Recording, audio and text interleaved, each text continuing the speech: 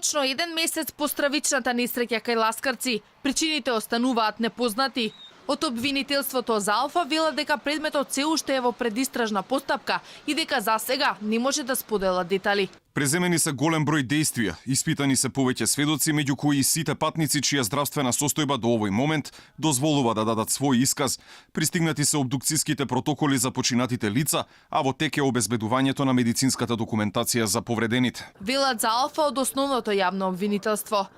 Машинскиот и електротехничкиот факултет завршиле со вештачењето на автобусот и целата документација сега е во раците на обвинителите.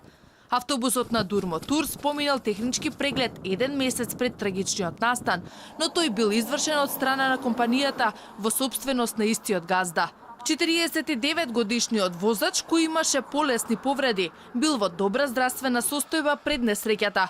Кај него не беа најдени траги од алкохол или други супстанции. Пред истрагата засега нема утврдена одговорност кај него.